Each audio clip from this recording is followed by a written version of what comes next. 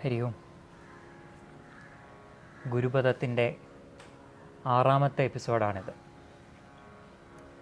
നമ്മൾ ഗുരുദേവ ചരിത്രം, ഗുരുദേവൻ്റെ ജനനം മുതൽ മഹാസമാധി വരെയുള്ള ഒരു സത്സംഗം ചെയ്യാനാണ്, ഒരൊറ്റ എപ്പിസോഡിൽ ചെയ്യാൻ വേണ്ടിയിട്ടാണ് ഇരുന്നത്.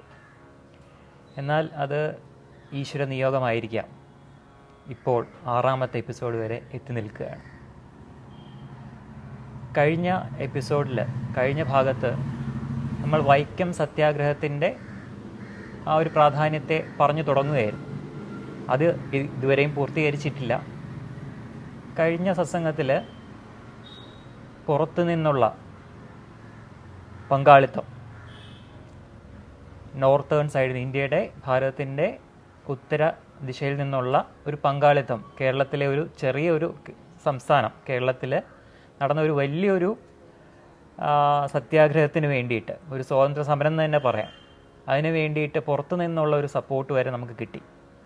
എന്നാൽ ചില ഇടപെടലുകൾ കാരണം അവർക്ക് തിരിച്ചു പോകേണ്ടതായിട്ട് വന്നു. കൂടുതൽ എന്താണ് സംഭവിച്ചതെന്നുള്ളത് നമുക്ക് അശോകൻജിയിൽ തന്നെ കേട്ടറിയാം. അശോകൻജി, നമ്മൾ അകാലിദൾ, അവരുടെ ഒരു സപ്പോർട്ടിനെ കുറിച്ച് നമ്മൾ പറഞ്ഞല്ലോ കഴിഞ്ഞ എപ്പിസോഡിൽ, 5ാമത്തെ എപ്പിസോഡിൽ പറഞ്ഞു. നേരത്തെ സൂചിപ്പിച്ച പോലെ സത്യാഗ്രഹത്തിൻ്റെ ആ ഒരു മഹത്വത്തെ, അതിൻ്റെ ഒരു പ്രാധാന്യത്തെ മനസ്സിലാക്കിക്കൊണ്ട് തന്നെയാണ് പല ഭാഗത്തു നിന്നും ഇതുപോലെ ആ ഒരു പിന്തുണ ലഭിച്ചത്. എന്നാൽ ചില കാരണങ്ങൾ കാരണം അത് അവർക്ക് പിന്തുണ പിൻവലിക്കേണ്ടതായിട്ട് വന്നു, അവർക്ക് തിരിച്ചു പോകേണ്ടതായിട്ട് വന്നു. അവർ മാനസികമായിട്ടൊരു വിഷമം അവർക്കുണ്ടായി. ഇതുപോലെ ഈ സത്യാഗ്രഹത്തിന് വേറെ സ്റ്റേറ്റുകളിൽ നിന്നും സപ്പോർട്ട് കിട്ടിയതായിട്ട് അങ്ങേക്ക് അറിയാമോ? അതിനെക്കുറിച്ചൊന്ന് വിശദീകരിക്കാമോ? വിശദീകരിക്കാം. ചില, അങ്ങ് പറഞ്ഞ ഒരു വാക്കുണ്ട്, ചില സന്ദർഭം അല്ലെങ്കിൽ ചില സാഹചര്യങ്ങളിൽ അവർക്ക് പോകേണ്ടതായിട്ട് വന്നു. അതിന് ഞാൻ സവിനയത്തോടെ ഒന്ന് തിരുത്തട്ടെ. എം.കെ. മോഹൻദാസ് കരംചന്ദ് ഗാന്ധി, അതായത് എം.കെ. ഗാന്ധി കാരണം അവർക്ക് പോകേണ്ടതായിട്ട് വന്നു. ഇനിയും ഞാൻ അത് തന്നെയാണ്, അടുത്തും നമുക്ക് പറയാനുള്ളതും അതുതന്നെയാണ്. അതുകൊണ്ടാണ് ആ വാക്ക് ഞാനൊന്ന് തിരുത്തിയത്. തൊട്ടടുത്ത സംസ്ഥാനം തമിഴ്നാട്. ഒരു പക്ഷേ തമിഴ്നാട്ടിലുള്ള മഹത് വ്യക്തികൾ വൈക്കം സത്യാഗ്രഹത്തെ സഹായിച്ചില്ലായിരുന്നുവെങ്കിൽ, അവർ പങ്കെടുത്തില്ലായിരുന്നുവെങ്കിൽ ഈ സമരം പൊളിയുമായിരുന്നു. എൻ്റെ വ്യക്തിപരമായ അഭിപ്രായത്തിൽ കേരളീയരേക്കാൾ 60% ഇതിനു വേണ്ടി ദുഃഖം, ക്ലേശം അനുഭവിച്ചത് തമിഴ്നാട്ടുകാരാണ്. ഈ സമരത്തിൽ ആദ്യമായിട്ട് നാത്തൂനും തോളോട് ചേർന്ന് നിന്ന് ഉള്ള ഒരു രംഗം വരെ തമിഴ്നാട്ടിൽ നിന്നും നമുക്ക് ലഭിക്കുന്നുണ്ട്. അവിടുത്തെ വലിയധികം 28ലധികം പ്രമുഖർ പങ്കെടുത്തിരുന്നു. അതിൽ ഒരു വ്യക്തിയുടെ പേരോടുകൂടി ഞാൻ തുടങ്ങാം. എല്ലാവരെയും കുറിച്ച് പറഞ്ഞാൽ ഇന്നും നമുക്ക് ഈ സത്സംഗം തീരില്ല. ഒരു വ്യക്തിയെ മാത്രം ഞാൻ എടുക്കുന്നു. ഭാരതീയ മഹാജനസഭ അഥവാ INC-യുടെ തമിഴ്നാട് ഘടകത്തിൻ്റെ അധ്യക്ഷനായിരുന്നു പെരിയാർ ഇ.വി. രാമസ്വാമി. അദ്ദേഹം വിദ്യാസമ്പന്നനാണ്, മികച്ച ഒരു സാമൂഹ്യ പരിഷ്കർത്താവാണ്. അദ്ദേഹത്തെ ചില അപരനാമം അല്ലെങ്കിൽ അദ്ദേഹത്തിന് ജനങ്ങൾ ചാർത്തിക്കൊടുത്ത കുറച്ച് പേരുകളുണ്ട്. ആ പേരുകളൂടെ പറയാം. അതിലൊരു പേരെന്ന് പറയുന്നത് തന്തൈ പെരിയാർ. ഒരു തമിഴ് ചുവയുള്ള പേരാണ്. മറ്റൊരു പേര് വിവേകസൂര്യൻ, മലയാളമാണ്, വിവേകസൂര്യൻ. മറ്റൊരു പേര് വൈക്കം വീരൻ. അപ്പോൾ ഒരു മലയാള നാട്ടിൽ നടന്ന ഒരു സമരത്തിൽ ആ പ്രദേശത്തിൻ്റെ വീരൻ എന്ന പേരെടുത്തത് ഒരു തമിഴ്നാട്ടുകാരനാണ്. എന്നാൽ തമിഴ്നാട്ടിൽ പോകുമ്പോൾ അവിടുത്തെ അവസ്ഥ വേറെയാണ്. MGR പാലക്കാട്ടുകാരനാണ്, അവിടുത്തെ വലിയ പ്രശസ്തനായിരുന്നു. ഇദ്ദേഹവും കന്നഡക്കാരനാണ്.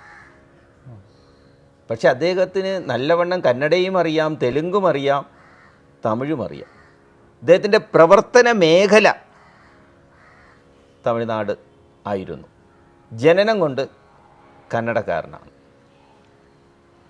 ഈ വൈക്കം വീരൻ, ഇദ്ദേഹത്തിൻ്റെ പിതാശ്രീ ഒരു സാമൂഹ്യ പരിഷ്കർത്താവായിരുന്നു. എന്നാൽ നമ്മുടെ വൈക്കം വീരൻ എന്ത് ചെയ്തെന്ന് അറിയാമോ? ആ കാലത്തുള്ള അനാചാരങ്ങളെ അച്ഛനെപ്പോലെ തന്നെ എതിർത്തു. വിധവാ വിവാഹത്തെ ഇദ്ദേഹം പ്രോത്സാഹിപ്പിച്ചു. മാത്രമല്ല, ഇദ്ദേഹത്തിൻ്റെ കാർമ്മികത്വത്തിൽ ഒരു വിധവാ വിവാഹം നടത്തിക്കൊടുക്കുകയും ചെയ്തു. ഹിന്ദുമതത്തിൽ വിധവാ വിവാഹമില്ല എന്നാണ് ഇദ്ദേഹത്തിൻ്റെ പിതാശ്രീയായ സാമൂഹ്യ പരിഷ്കർത്താവ് വിശ്വസിച്ചിരുന്നത്. അത് വിശ്വാസമാണ്. വിധവയെ വിവാഹം കഴിക്കാൻ ഹിന്ദുമതത്തിൽ ഏതൊരു വിധമായിട്ടുള്ള നിയമ തടസ്സവുമില്ല. വേദകാലത്തിൽ തന്നെ വിധവകൾക്ക് വിവാഹം കഴിക്കാമെന്ന് വേദപുസ്തകത്തിൽ നല്ലവണ്ണം പറഞ്ഞിട്ടുണ്ട്. ഞാൻ അതിനെക്കുറിച്ച് എന്തോ ഒരു എപ്പിസോഡ് ചെയ്തപ്പോൾ സൂചിപ്പിച്ചിട്ടുമുണ്ട്. അതിനെക്കുറിച്ച് ഇവിടെ കൂടുതൽ പറയുന്നില്ല. അതുകൊണ്ട് ഇദ്ദേഹത്തിൽ കുറച്ച് ഭക്തി വരണം. ഇദ്ദേഹത്തെ നേരെ കാശിക്ക് അയച്ചു. അദ്ദേഹം കാശിക്ക് പോയി. ഈ പണ്ടുള്ള ഒരു യാത്രയ്ക്കൊന്നും അങ്ങനെ വലിയ പണമൊന്നും കരുതില്ല. യാത്ര അങ്ങ് നടക്കും, അവിടെ നിന്ന് കിട്ടുന്നത് വല്ലതും തിന്നും. അദ്ദേഹത്തിന് നല്ല വിശപ്പുണ്ട്.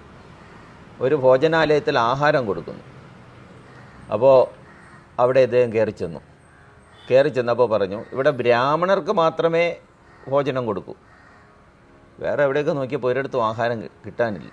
വിശപ്പെന്ന് വെച്ചാൽ വല്ലാത്ത വിശപ്പ്. ഇദ്ദേഹം പോയിട്ട് പാണ്ടക്കെട്ടൊക്കെ ഒരിടത്ത് വെച്ചിട്ട് ഒരു പൂണൂല് നൂലെടുത്ത് പൂണൂലൊക്കെ ധരിച്ച് ബ്രാഹ്മണനായിട്ട് ചെന്നു. ഇപ്പോൾ പ്രശ്നം പറയാണ്, ബ്രാഹ്മണനാണെങ്കിൽ താടിയും മീശയും ഒന്നും ഉണ്ടാവില്ല. താടി മീശ ഉണ്ടാവില്ല.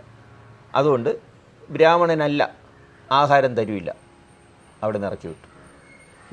അങ്ങനെ ആദ്യത്തെ ഒരു ബ്രാഹ്മണ സമൂഹത്തിനോടുള്ള ആദ്യത്തെ എതിർപ്പ് ഇവിടെ വെച്ചാണ് അദ്ദേഹത്തിന്. വിശക്കുന്നവന് ആഹാരം കൊടുക്കലാണ്. അവനെ ജാതി ഒരിക്കലും നമ്മൾ ജാതി വിശന്ന് വന്നു കഴിഞ്ഞാൽ അവന് ആഹാരം കൊടുക്കണം.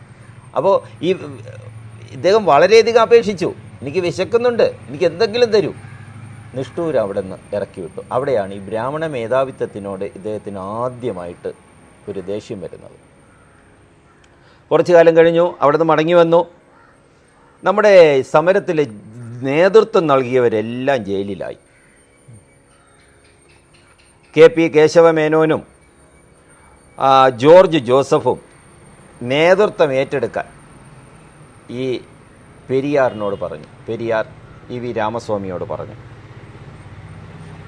എന്നാൽ മോഹൻദാസ് കരംചന്ദ് തടസ്സം പറഞ്ഞു. ഒപ്പം രാജാജി എന്ന് പറയുന്ന വ്യക്തി, അദ്ദേഹം തമിഴ്നാട്ടുകാരനാണ്, തടസ്സം പറഞ്ഞു. അത് ഏറ്റെടുക്കാൻ പറ്റില്ല, ഇയാൾ തമിഴ്നാട്ടിൽ നിന്നാൽ മതി, തമിഴ്നാട്ടുകാരനാണ്, കേരളത്തിൽ പോകേണ്ട കാര്യമില്ല. പക്ഷേ MK ഗാന്ധി പറഞ്ഞത് പെരിയാർ കേട്ടില്ല. ഇതെൻ്റെ വ്യക്തിപരമായാണ്. ഞാൻ കോൺഗ്രസ്സുകാരനാകാം, ഞാൻ സംസ്ഥാന ഘടകത്തിൻ്റെ അധ്യക്ഷനുമാണ്, പക്ഷേ ഇതെൻ്റെ വ്യക്തിപരമായ കാര്യമാണ്. അതുകൊണ്ട് ഞാൻ ഇതിൽ പങ്കെടുക്കും എന്ന് ഉറക്കെ തന്നെ പറഞ്ഞു. അങ്ങനെ അദ്ദേഹം 1924 ഏപ്രിൽ 13 ഇവിടെ എത്തുകയാണ്. ഇവിടെ എത്തിയപ്പോൾ രാജകീയമായ സ്വീകരണമാണ് തിരുവിതാംകൂർ രാജാക്കന്മാർ കൊടുത്തത്. അതിന് കാരണമുണ്ട്. തിരുവിതാംകൂർ രാജാക്കന്മാർ ഡൽഹിക്ക് പോകുമ്പോൾ ഈ റോഡിലാണ് ഇവരൊന്ന് തങ്ങുന്നത്. ഈ റോഡിൽ നമ്മുടെ EV രാമസ്വാമി, അദ്ദേഹത്തിൻ്റെ വലിയൊരു ബംഗ്ലാവുണ്ട്, അത് അദ്ദേഹത്തിൻ്റെ ബംഗ്ലാവാണ്. അവിടെ ഇവർ യഥേഷ്ടം തങ്ങി എല്ലാ ചിലവും ഇദ്ദേഹത്തിൻ്റെ ഇതിലാണ് പോകുന്നത്. അതുകൊണ്ടാണ് വൈക്കത്തെത്തിയപ്പോൾ നല്ലൊരു സ്വീകരണം കൊടുത്തത്. പക്ഷേ ഇദ്ദേഹം ഇവിടെ വരികയും ഇദ്ദേഹത്തിന് സ്വീകരണമൊക്കെ ലഭിക്കുന്നത് കണ്ടപ്പോൾ സമരാനുകൂലികൾക്ക് അങ്കലാപ്പായി. നമ്മുടെ സമരത്തിന് നേതൃത്വം കൊടുക്കാൻ വന്നവർ ഈ സ്വീകരണത്തിലൊക്കെ പെട്ട് പോവുകയാണല്ലോ. ശരി, രാജാവിൻ്റെ കിങ്കരന്മാർ ഇദ്ദേഹത്തെ നേരെ അവരുടെ സർക്കാർ വക കെട്ടിടത്തിൽ തന്നെ താമസിപ്പിച്ചു. അവിടെ താമസിപ്പിച്ചിരുന്നുവെങ്കിലും ഇദ്ദേഹം ഭരണാധികാരികൾക്ക് തന്നെയാണ് എഴുതിയത്. എഴുത്തിനൊന്നും ഒരു കുറവുമില്ല. പലരും വന്ന് ഉപദേശിച്ചു, ഭരണാധികാരിക്കെതിരെ എഴുതരുത്. എനിക്ക് എൻ്റേതായിട്ടുള്ളൊരു രീതിയുണ്ട്, അതനുസരിച്ച് ഭരണാധികാരി പറയേണ്ട ഞാൻ കേൾക്കേണ്ട കാര്യം ഇല്ല. എനിക്ക് എൻ്റേതായിട്ടുള്ള രീതിയുണ്ട്, അതനുസരിച്ച് മാത്രമേ ഞാൻ മുന്നോട്ട് പോകൂ. ഇദ്ദേഹത്തിൻ്റെ എഴുത്തിൻ്റെ ശൈലിയും അതേപോലെ ചില വിശ്വാസങ്ങളോടുള്ള വെല്ലുവിളിയെയും വൈദിക ധർമാനുകൂലികളെ, അതായത് വേദകാലത്തെ അതേപോലെ നടപ്പിലാക്കണമെന്ന് പറയപ്പെടുന്ന പുസ്തകത്തിലെ വാക്കാണ്. വേദകാലത്തിൽ ഇങ്ങനെയൊന്നും പറയുന്നില്ല എന്ന ചരിത്രകാര്യം കൂടെ ഞാനിവിടെ പറഞ്ഞുകൊള്ളട്ടെ. അവരെ അലോസരപ്പെടുത്തി. എവിടെ പോയാലും പ്രസംഗിച്ചു കഴിഞ്ഞാൽ തമിഴിലെ പ്രസംഗമായാലും അത്യാവശ്യം മലയാളവും അറിയാം, എല്ലാവർക്കും മനസ്സിലാകുന്നുണ്ട്. പ്രസംഗം പലപ്പോഴും അതിര് കിടക്കുന്നതും ഭരണാധികാരിക്കെതിരെ വെല്ലുവിളിയും ദൈവത്തെ പോലും വെല്ലുവിളിക്കും. ഒരിക്കൽ അദ്ദേഹം പ്രസംഗിച്ചതാണ്, ഈ വഴിയെ താഴ്ന്നവർ നടന്നാൽ അവർ ഭരിച്ചു പോകുമെങ്കിൽ എന്ന് വെച്ചാൽ മറ്റവർ പറഞ്ഞതാ, ഇതിലേ നടന്നാൽ വൈക്കത്തപ്പൻ ഇഷ്ടപ്പെടില്ല, കൊന്നുകളെ മരിച്ചു പോകും. അവർ മരിച്ചു പോകുമെങ്കിൽ അവർ തടർന്നു വീഴുമെങ്കിൽ ഇതിനകത്തിരിക്കുന്ന വൈക്കത്തപ്പൻ്റെ കല്ല് പുഴക്കരയിൽ കൊണ്ടുപോയി തുണി അലക്കാൻ ഞാൻ ഉപയോഗിക്കും. ഇത്ര ഭയങ്കര പ്രസംഗമാണ്. ഇതിനപ്പുറം ഒരു വെല്ലുവിളി ഉണ്ടാകാനുണ്ടോ? ഇത് ബ്രാഹ്മണ മേധാവിത്വത്തെ തന്നെ വിരളി പിടിപ്പിച്ചു. അവരുടെ ആരാധനാ മൂർത്തിയെ കൊണ്ടുവന്ന് ആ വിഗ്രഹം കൊണ്ട് പോയി തുണിയലക്കുന്ന പുഴക്കരയിലിട്ട് തുണിയലക്കുമെന്ന് പറഞ്ഞു കഴിഞ്ഞാൽ ആരാണ് വിരളി പിടിക്കാത്തത്? ഇത്തരത്തിലുള്ള പ്രസംഗമായതുകൊണ്ട് അദ്ദേഹത്തിൻ്റെ പ്രസംഗത്തിന് ആദ്യമേ തന്നെ തിരുവനന്തപുരത്ത് വിലക്ക് ഏർപ്പെടുത്തി, പിന്നെ കോട്ടയത്ത് വിലക്ക് ഏർപ്പെടുത്തി. 2 വിലക്കായി. കോടതിയാണ് വിലക്ക് ഏർപ്പെടുത്തുന്നത്. ഭരണകർത്താക്കൾ നേരിട്ട് ഇടപെടുത്തില്ല. എനിക്ക് തോന്നുന്നു അക്കാലത്തെ കോടതിക്ക് ഭരണകർത്താക്കളുമായിട്ട് ബന്ധമുണ്ടായിരുന്നു എന്ന് തോന്നുന്നു. അങ്ങനെ വിലക്ക് ഏർപ്പെടുത്തി. 2 വിലക്ക് അദ്ദേഹം അനുസരിച്ചു. 3ാമത്തെ വിലക്ക് ഏർപ്പെടുത്തിയപ്പോൾ എനിക്ക് നിങ്ങൾ കോടതി പറയുന്നതൊന്നും കേൾക്കാൻ പറ്റില്ല, എനിക്ക് അഭിപ്രായ സ്വാതന്ത്ര്യമുണ്ട്. അദ്ദേഹം വീണ്ടും ഇതുപോലുള്ള കാര്യങ്ങൾ തന്നെയാണ് പ്രസംഗിച്ചത്. തിരുവനന്തപുരത്ത് ആദ്യ വിലക്ക് വന്നു. എറണാകുളം ഭാഗത്തേക്ക് പോയാൽ അവിടെ വിലക്കായി. കോട്ടയത്ത് വിലക്കായി. എറണാകുളത്തും കോട്ടയത്തെയും വിലക്ക് 2ാമത്തെ വിലക്കാണ്. 3ാമത്തെ വിലക്ക് വന്നപ്പോൾ അദ്ദേഹം പറഞ്ഞു, എനിക്ക് സംസാരിക്കാനുള്ള അവകാശമുണ്ട്, ഞാൻ ഇനി കൂടുതൽ എനിക്ക് കോടതിയൊന്നും അംഗീകരിക്കാൻ പറ്റില്ല എന്ന് പറഞ്ഞുകൊണ്ട് 3ാമത്തെ വിലക്ക് ലംഘിക്കുകയും അദ്ദേഹം പ്രസംഗിക്കുകയും ചെയ്തു. ഇതിൽ ക്ഷുഭിതരായ കോടതി 181 വകുപ്പ് പ്രകാരം 1 മാസത്തെ വെറും തടവിന് അനുവദിച്ചു. 1 മാസത്തെ വെറും തടവ്. ഉടനെ തന്നെ ഇദ്ദേഹത്തിൻ്റെ ഭാര്യ നാഗമ്മാൾ ഭരണ നേതൃത്വം ഏറ്റെടുത്തു. നമ്മളെ കേരളത്തിലൊക്കെ ആണെങ്കിൽ ഉടൻ ഭാര്യ കിടന്ന് പോലീസ് അധികാരികളൊക്കെ പോയി കിടന്ന് കാല് പിടിച്ച്, അതായിരിക്കും കേരളത്തിലെ സ്ഥിതി. അതിന് നേതൃത്വം നൽകി. അപ്പോൾ തന്നെ SR കണ്ണമ്മാൾ നാഗമ്മാളിനോട് ചേർന്ന് നിന്നു. കണ്ണമ്മാൾ എന്ന് പറയുന്നത് ഇദ്ദേഹത്തിൻ്റെ സഹോദരിയാണ്. അങ്ങനെ നാത്തൂനും അത് തമിഴ്നാട്ടിലുള്ള 2 നാത്തൂന്മാർ ചേർന്ന് നിന്ന് ഈ സമരത്തിന് നേതൃത്വം കൊടുത്ത ഒരു സംഭവം കൂടെ ഉണ്ടായി. അവിടെ ഓർമ്മിക്കുക, നാഗമ്മാൾ മരിക്കുകയും പിന്നീട് പെരിയാർ മറ്റൊരു വിവാഹം കഴിക്കുകയും ചെയ്തു. അപ്പോൾ ആദ്യ ഭാര്യയാണ് നേതൃത്വം ഏറ്റെടുത്തത്. അതുകൂടെ ഒന്ന് സൂചിപ്പിക്കണം. വൈദിക ബ്രാഹ്മണർ ഭയന്നു. ഇദ്ദേഹത്തെ തിരികെ വിളിക്കണമെന്ന് ഇവരെല്ലാവരും കൂടെ ഒരു മെമ്മോറാണ്ടം എഴുതി ഗാന്ധിക്ക് കൊടുത്തു, MK ഗാന്ധിക്ക് കൊടുത്തു. ഇദ്ദേഹം ഇനി കേരളത്തിൽ നിന്നാൽ പറ്റില്ല, തിരികെ വിളിച്ചേ പറ്റൂ. കാര്യം എവിടെ പോയാലും ഇദ്ദേഹത്തിൻ്റെ ആശയങ്ങൾ വല്ലാത്ത ആശയങ്ങളാണ്. ഒപ്പം ഗാന്ധിയോടൊപ്പം നമ്മളെ നേരത്തെ പറഞ്ഞ രാജാജിയും ആവശ്യപ്പെട്ടു.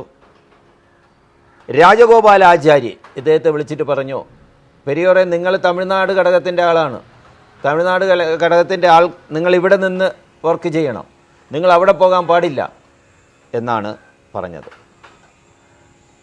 പക്ഷേ ഇദ്ദേഹം പറഞ്ഞു, ഞാൻ എവിടെ നിന്ന് എന്ത് ചെയ്യണമെന്ന് തീരുമാനിക്കാനുള്ള അവകാശം എന്നിൽ നിക്ഷിപ്തമാണ് എന്ന് വ്യക്തവും സ്പഷ്ടവുമായിട്ട് പറഞ്ഞു. കാരണം ഇദ്ദേഹത്തിന് അറിയാം, നേരത്തെ തന്നെ MK ഗാന്ധിയുടെ നയം കാരണം മുസ്ലിങ്ങളും സിഖുകാരും ക്രിസ്ത്യാനികളും സമരത്തിൽ നിന്നും പിന്മാറിയിരുന്നു. അകാലിദൾ പോയി. അതേപോലെ നേതൃത്വം ഏറ്റെടുക്കാൻ ഒരു ക്രിസ്ത്യാനി വന്നപ്പോൾ അവിടെയും ഗാന്ധി തടയിട്ടു. അങ്ങനെ തടയിട്ടതുകൊണ്ട് ഇദ്ദേഹത്തിന് മനസ്സിലായി ഇതിൻ്റെ പിന്നിൽ പ്രവർത്തിക്കുന്നത് ഗാന്ധിയാണ്.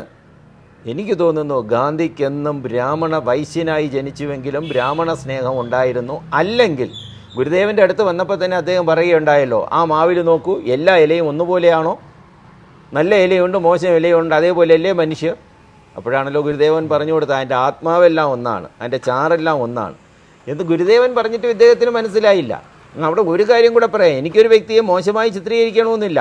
വിദേശ രാജ്യങ്ങളിലൊക്കെ പോയി കറങ്ങിയിട്ട് ഒരു ഭാരതത്തിൻ്റെ ഇങ്ങേ കോണിലുള്ള ഒരു സന്യാസിയോട് ചോദിക്കുകയാണ് ഇംഗ്ലീഷ് അറിയാമോ. അങ്ങനെ ഒരു ചോദ്യത്തിന് തന്നെ അവിടെ പ്രസക്തി ഇല്ലല്ലോ.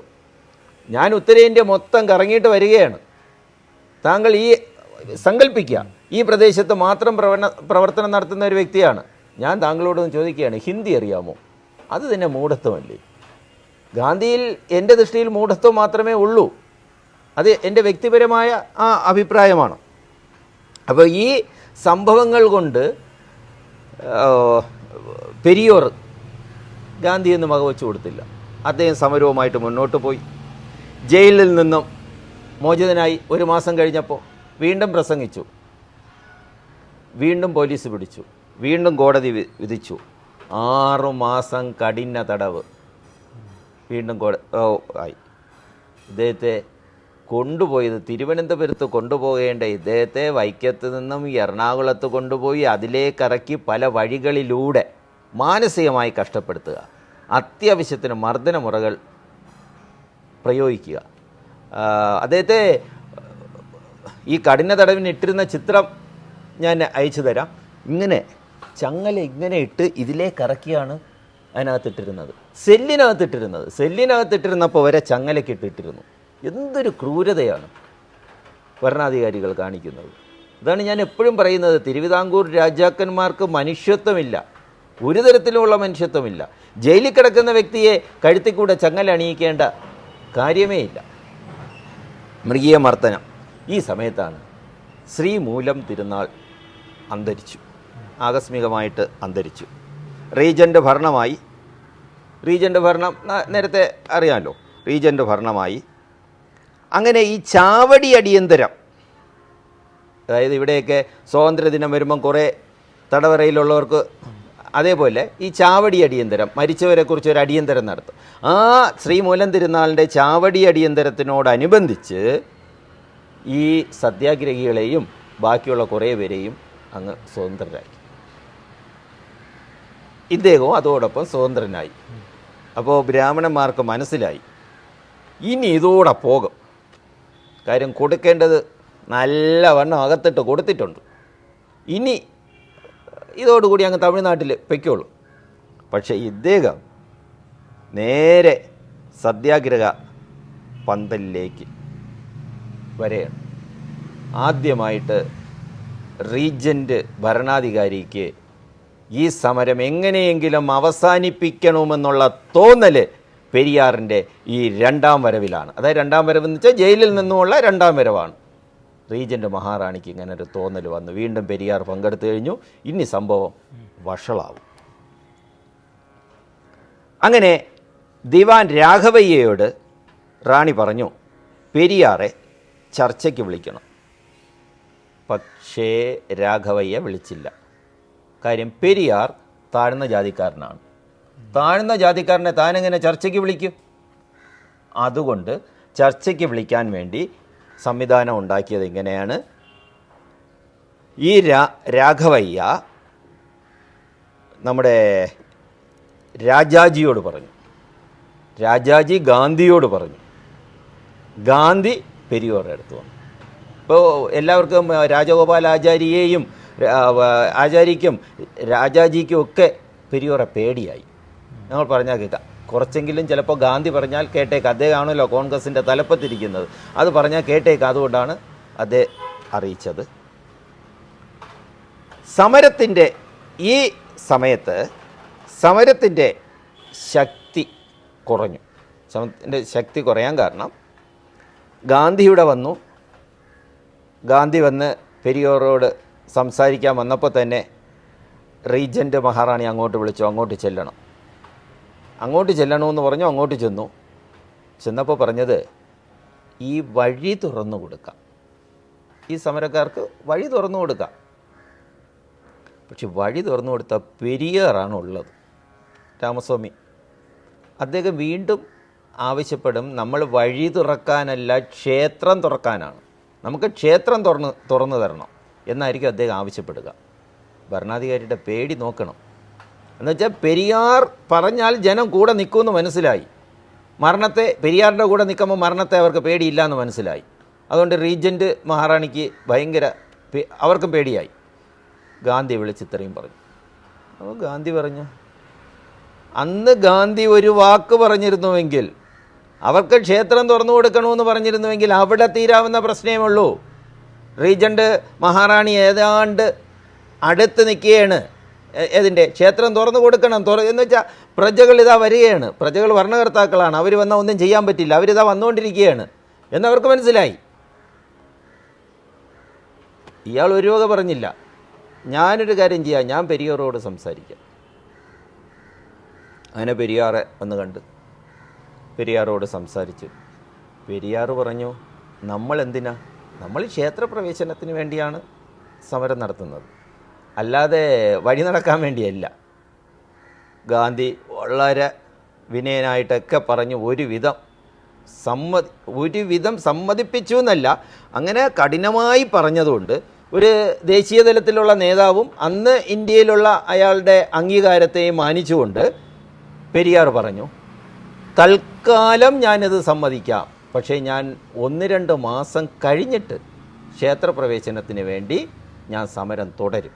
പക്ഷേ ആ 1-2 മാസം കഴിഞ്ഞിട്ടാണ് തുടരുന്നുവെങ്കിലും അതിനു മുമ്പ് പല സ്ഥലങ്ങളിൽ ജാഥകൾ പോയി എല്ലാവരെയും അറിയിച്ചതിന് ശേഷം മാത്രമേ. അപ്പോൾ നോക്കുമ്പോൾ 7-8 മാസമാകും.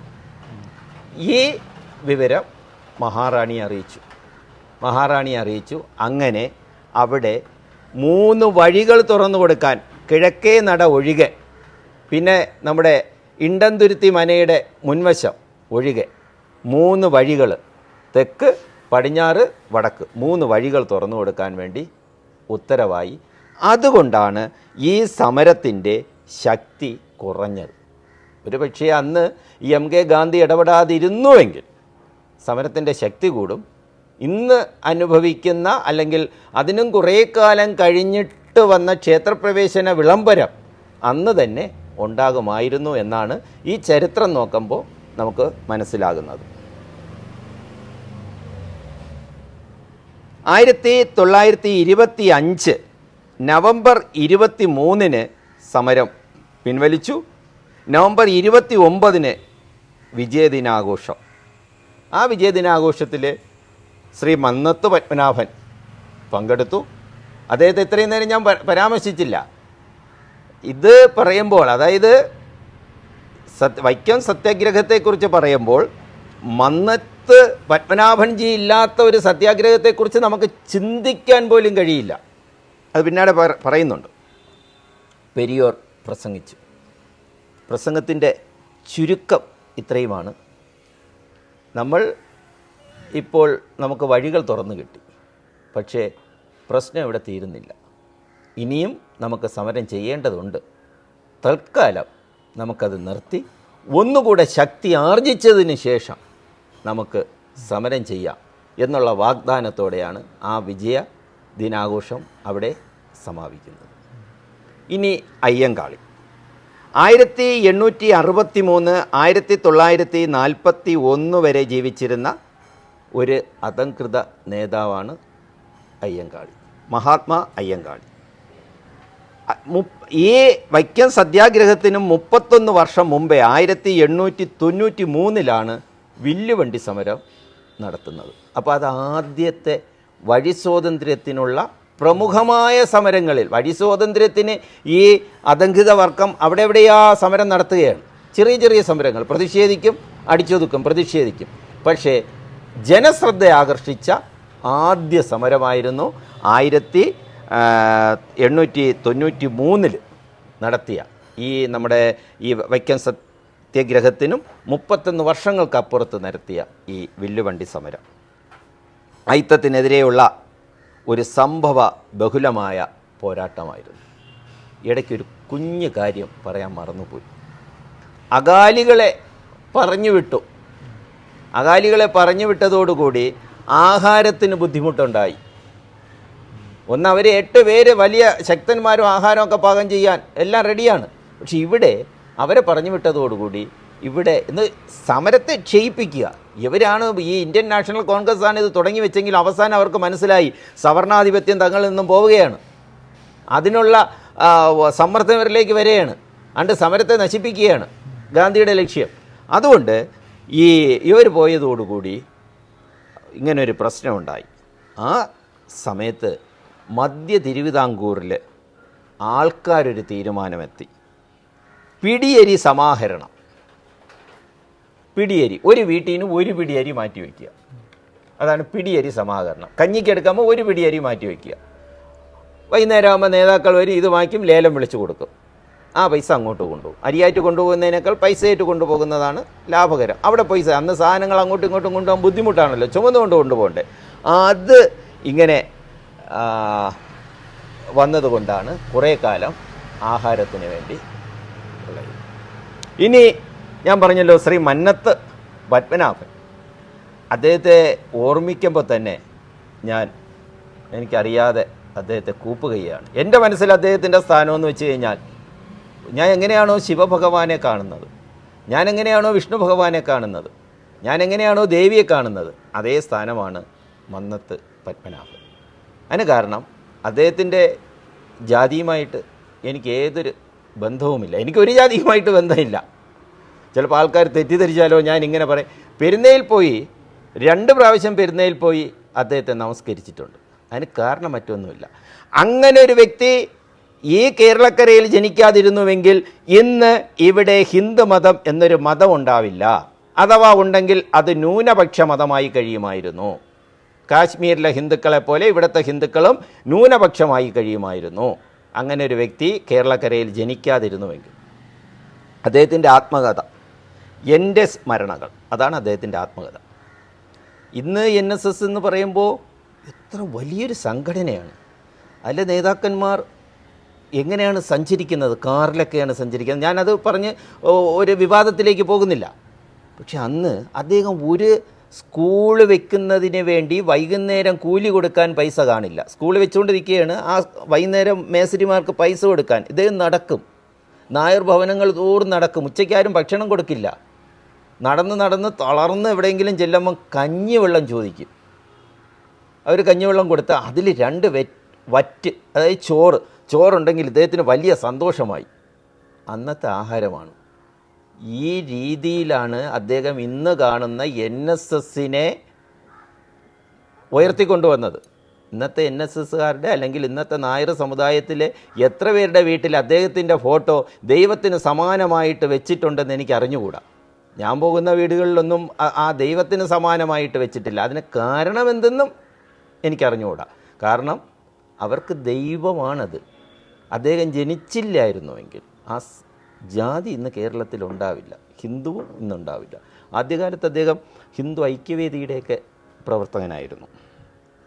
ചങ്ങനാശ്ശേരിയിലെ പെരുന്ന ജില്ലയിലെ 1878 ജനുവരി 2-നാണ് ജനനം. ഗവൺമെൻറ് ട്രെയിനിങ് കോളേജിൽ നിന്ന് നല്ല മാർക്ക് വാങ്ങി അദ്ദേഹം അധ്യാപകനായി. 1905 അദ്ദേഹം അഭിഭാഷകനായിട്ട്, ഈ 1905 നേരത്തെ ഒരിടത്ത് വന്നു, തീണ്ടൽ പലക ചൂടിയ അഭിഭാഷകനായി. 1912 അദ്ദേഹം കേരളീയ നായർ സമാജം എന്നൊരു പേരിൽ ഒരു സ്ഥാപനം, ഒരു സംഘടന. തുടർന്ന് 1914 നായർ ഭൃത്യജനസംഘം എന്നതിന് പേരിട്ടു, നായർ ഭൃത്യജനസംഘം. ഇത് 1915 ആയപ്പോഴത്തേക്കാണ് NSS എന്ന നായർ സർവീസ് സൊസൈറ്റി ആകുന്നത്. 40 വർഷം അദ്ദേഹം ഇതിൻ്റെ മുഖ്യ കാര്യദർശിയായിരുന്നു. ഇദ്ദേഹമാണ് പറഞ്ഞത്, ഇദ്ദേഹം ആണ് ആദ്യമായിട്ട് പറയുന്നത്, നമുക്ക് ക്ഷേത്രത്തിലല്ല പ്രവേശിക്കേണ്ടത്, ശ്രീകോവിലിലാണ് പ്രവേശിക്കേണ്ടതെന്ന് ആദ്യമായി കേരളത്തിൽ പറഞ്ഞത് ഇദ്ദേഹമാണ്. എത്ര നല്ല, അതാണ് ഞാൻ പറഞ്ഞത്, ഞാൻ അദ്ദേഹത്തെ തൊഴാറുണ്ട്. അന്ന് അങ്ങനെയൊക്കെ ചിന്തിക്കുകയെന്ന് വെച്ചാൽ നമുക്ക് ക്ഷേത്രത്തിൽ പ്രവേശിക്കേണ്ട, എവിടെ പ്രവേശിക്കണം? ശ്രീകോവിലിൽ പ്രവേശിക്കണം. അന്ന് ചിന്തിക്കാൻ പോലും പറ്റാത്ത കാര്യമാണല്ലോ ഇദ്ദേഹം പറഞ്ഞത്. നമുക്കൊരു കാര്യം നോക്കാം. അന്ന് നായർ സമുദായത്തിന് ഈ ക്ഷേത്രത്തിലേക്ക് പ്രവേശിക്കാൻ ഒരു തടസ്സവുമില്ല. പിന്നെ അദ്ദേഹം എന്തിനീ ജാഥയിൽ വരണം? ഒന്ന് ചിന്തിക്കാവുന്ന കാര്യമാണ്. എന്ന് വെച്ചാൽ നമ്മൾ ഇന്ന് വരെ കേൾക്കുന്നുണ്ട്, അവർണന്മാരെ സവർണന്മാർ അടിച്ചൊതുക്കുന്നു. വാസ്തവം അതൊന്നുമല്ല. ഇവിടെ എന്താണ്? കേരളത്തിൽ എവിടെ നിന്നോ വന്ന ഒരു വിഭാഗം ആൾക്കാർ, അതിലെ പുരുഷന്മാർ, അവർ ഭരണം കൈയാളി. ആ ഭരണം കൈയാളാൻ ഒരു കാര്യം കൂടെ ഉണ്ട്, അതപ്പോഴും ഞാൻ പറഞ്ഞില്ല. ഈ ബ്രാഹ്മണർ എന്ന് പറയുന്ന അവർ എവിടെ നിന്ന് വന്നു എന്ന് ചരിത്രത്തിലേക്ക് ഞാൻ പോകുന്നില്ല, പലരും പല ചരിത്രങ്ങൾ പറയുന്നുണ്ട്. അവരിവിടെ വന്നപ്പോൾ അവർക്ക് കൃഷി രീതി അറിയാമായിരുന്നു. ഏത് മാസം കൃഷി ചെയ്താൽ അന്ന് കാലഗണന അവർക്കറിയാമായിരുന്നു. ഈ കാലഗണന അറിയാമെന്നുള്ളൂ. അന്ന് വരെ ഇവിടെ കൃഷി വളരെ പിന്നോക്കം കിടന്നു. ഈ കാലഗണന അവർ ഗണിച്ചിട്ട് ഇന്ന മാസം ചെയ്ത് കഴിഞ്ഞാൽ ഇന്ന മാസം മഴ, ഇന്ന മാസം വെയിൽ, നെല്ലിങ്ങനെ ഉൽപ്പാദിപ്പിച്ചെടുക്കാം. ഇത് ഇവിടുത്തെ ആളുകൾക്ക് പറഞ്ഞു കൊടുത്തു. അങ്ങനെ കൃഷി ചെയ്തപ്പോൾ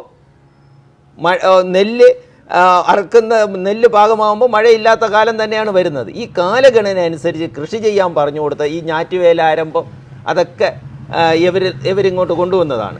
ഇവരെ ദൈവത്തിന് തുല്യമായി കണ്ടു. അങ്ങനെയാണ് ഇവർ ഭൂമിയുടെ അധിപനായി മാറുന്നത്. അങ്ങനെ അധിപന്മാരായി മാറുമ്പോൾ അവരുടെ സമൂഹം, ആ ബ്രാഹ്മണത്തിലുള്ള പുരുഷന്മാരുടെ കാര്യം മാത്രമേ അവർ നോക്കുന്നുള്ളൂ. അതിലെ സ്ത്രീകളുടെ കാര്യം നോക്കുന്നില്ല.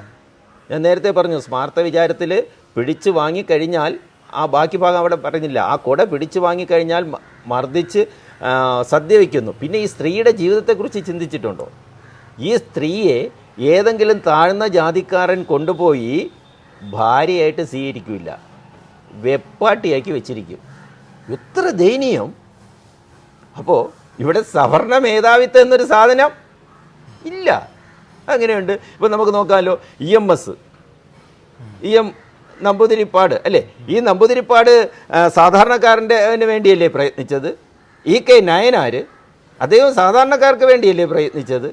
കൃഷ്ണപിള്ള സാധാരണക്കാർക്ക് വേണ്ടിയല്ലേ പ്രയത്നിച്ചത്?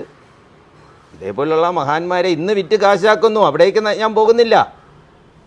അപ്പോൾ ഇവിടെ അവർണ മേധാവിത്വമില്ല. ഏതോ ഒരു വിഭാഗം കുറച്ച് ദുഷ്ടന്മാർ ഒരു സംഘടനയുണ്ടാക്കി ഭരണത്തിൽ കയറി അവരിവിടെ പ്രശ്നമുണ്ടാക്കി എന്ന് വേണം നമ്മൾ കുട്ടികളെ പഠിപ്പിക്കാൻ. അപ്പോൾ നായന്മാർക്ക് അന്ന് ക്ഷേത്രത്തിൽ പ്രവേശിക്കാമായിരുന്നു. എന്നാലും അദ്ദേഹം ഈ സമരവുമായി പങ്കെടുത്തു. 1918 എല്ലാ ഹിന്ദുക്കൾക്കും ക്ഷേത്രപ്രവേശനം അനുവദിക്കണമെന്ന് NSS ഒരു പ്രമേയം പാസാക്കി ഭരണാധികാരികൾക്ക് കൊടുത്തു. അത് അവർക്ക് ആവശ്യമില്ലാത്ത കാര്യമാണ്. അവർക്ക് ക്ഷേത്രത്തിൽ പ്രവേശിക്കാം. വീണ്ടും ഞാൻ പറയുന്നത് എന്താണെന്ന് വെച്ച് കഴിഞ്ഞാൽ, അവർണന് ക്ഷേത്രത്തിൽ പ്രവേശിക്കാൻ വേണ്ടി പ്രവർത്തിച്ചതെല്ലാം കൂടുതലും സവർണന്മാരെന്നാണ്. ഗുരുവായൂർ സത്യാഗ്രഹത്തെ തുടർന്ന് ശ്രീകോവിലിലും പ്രവേശനം വേണമെന്ന് ആവശ്യപ്പെട്ടു. ഈ വൈക്കം സത്യാഗ്രഹത്തെ തുടർന്നാണ്, അതിനുശേഷമാണ് ഗുരുവായൂർ സത്യാഗ്രഹം നടക്കുന്നത്. ഇവിടെ നിന്നും പ്രചോദനം ഉൾക്കൊണ്ട് കണ്ടാണ് അവിടെയും. അപ്പോൾ അവിടുത്തെ ആ പ്രസംഗത്തിൽ അദ്ദേഹം പറഞ്ഞു, അവിടുത്തെ പ്രസംഗത്തിലാണ് അദ്ദേഹം പറഞ്ഞത്, നമുക്ക് ക്ഷേത്രത്തിലല്ല പ്രവേശനം വേണ്ടത്, നമുക്ക് ക്ഷേത്രത്തിനുള്ളിൽ ശ്രീകോവിലാണ്, നമുക്ക് വിഗ്രഹം ഇരിക്കുന്നിടത്താണ് നമുക്ക് പ്രവേശനം വേണ്ടതെന്ന് അദ്ദേഹം പറഞ്ഞത്. ഈ വൈക്കം സത്യാഗ്രഹത്തിൻ്റെ വിജയദിനാഘോഷത്തിൽ അദ്ദേഹം ഒരു പ്രസംഗം നടത്തി. അതിൻ്റെ ഒരു ചുരുക്കം ഇങ്ങനെയാണ്: നമുക്ക് വഴി നടക്കാനുള്ള സ്വാതന്ത്ര്യം അല്ല വേണ്ടത്, ആണ് നശിക്കേണ്ടത്. ക്ഷേത്രം എല്ലാ ഹിന്ദുക്കളുടെയും വകയാണ്. അതായത് വഴി നടക്കാനുള്ള സ്വാതന്ത്ര്യമല്ല വേണ്ടത്, വഴി നടക്കാനുള്ള സ്വാതന്ത്ര്യം മാത്രമല്ല, ഇവിടുത്തെ ഐത്തം അത് നശിക്കണം. ക്ഷേത്രം എന്ന് പറഞ്ഞാൽ എല്ലാവരുടെയും വകയാണ്.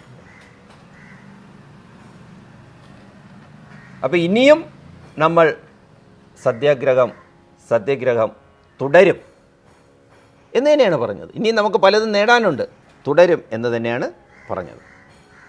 ഈ സമയത്താണ് ഒരു കാര്യം കൂടെ പറയാനുണ്ട്. ഒരു സവർണ ജാഥ, അതായത് അക്കാലത്ത് ഇങ്ങനെ ജനങ്ങളിൽ ഒരു തെറ്റിദ്ധാരണയുണ്ടായി, ഞങ്ങളെ ക്ഷേത്രത്തിൽ കയറ്റാത്തത് സവർണന്മാരുള്ളത് കാരണമാണ് എന്ന് അവർണന്മാരുടെ ഇടയിൽ ഒരു തെറ്റിദ്ധാരണയുണ്ടായി. അപ്പോൾ സവർണന്മാർക്ക് ഒരു ഇത് വന്നു, ഞങ്ങൾ കാരണമല്ല, ഞങ്ങളെ കൂടെയുള്ള ചിലരാണ്, ഞങ്ങൾക്ക് അതിൽ പൂർണ്ണമായും പങ്കില്ല. ഈ സവർണൻ എന്ന് പറയുന്നതിൽ ചിലരാണ്, അപ്പോൾ ഞങ്ങൾ നിങ്ങളോടാണ്. അതിനു വേണ്ടിയാണ് സവർണ ജാഥ. ആ സവർണ ജാഥ തന്നെ 2 ജാഥയായിട്ടാണ്, വടക്കൻ ജാഥയും തെക്കൻ ജാഥയും.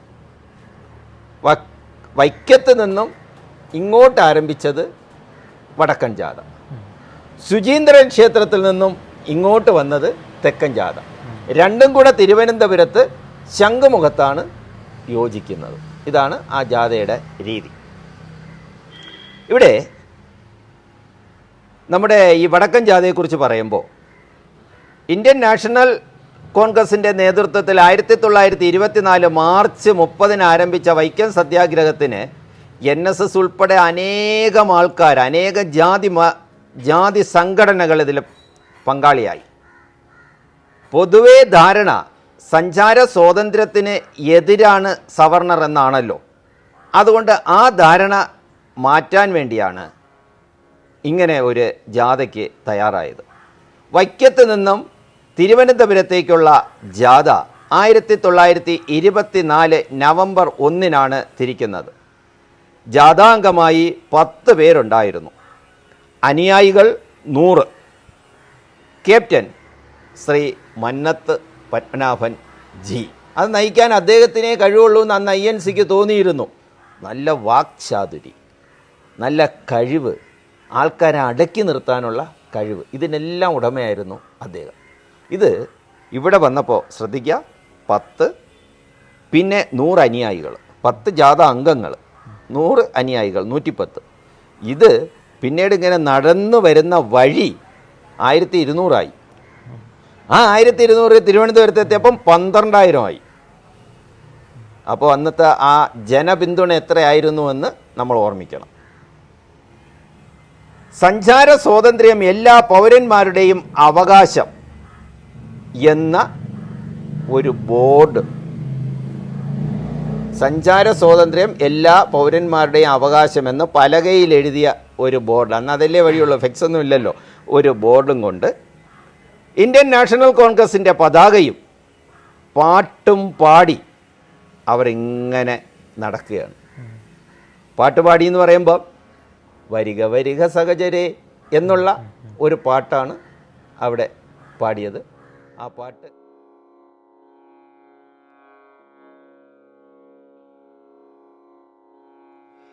മരണത്തെക്കാളും ഭയമാകും തീണ്ടൽ പലക നിൽക്കുന്നതിതു കണ്ടാൽ അവയെല്ലാം നീക്കിയിട്ടപമാനം ഭൂമിക്കൊഴിവാക്കിയിടണം ശിവശംഭോ.